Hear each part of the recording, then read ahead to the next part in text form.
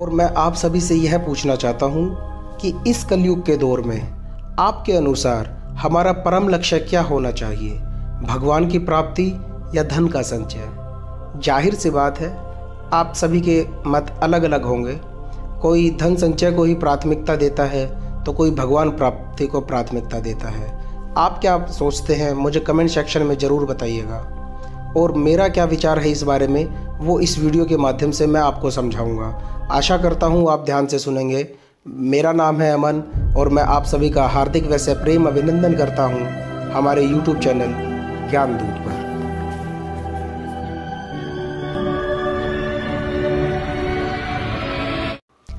साथियों, विषय की गहराई में उतरने से पहले मैं आपको एक छोटी सी कहानी सुनाना चाहता हूँ। कहानी इस प्रकार से है कि एक बहुत बड़ा बादशाह था।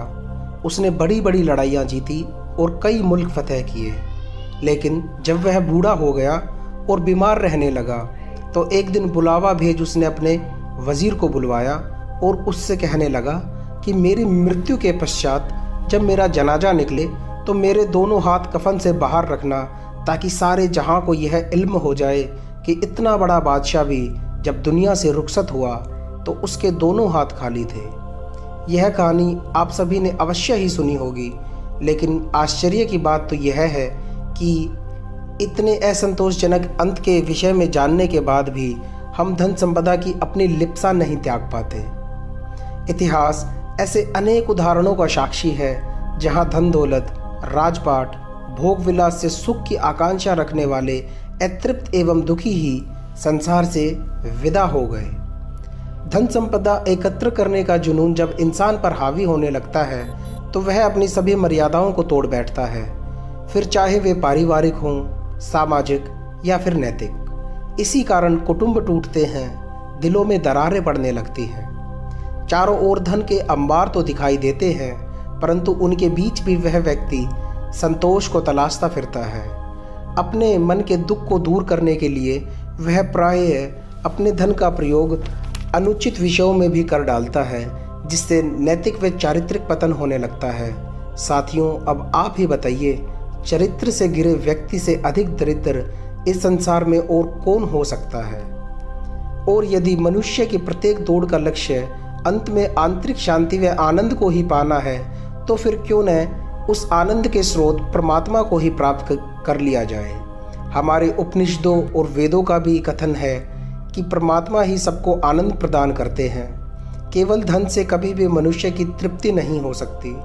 सृष्टि के आरंभ से आज तक जिसने भी इस बात को समझा, वह सहज ही परमात्मा की ओर अग्रसर हो गया।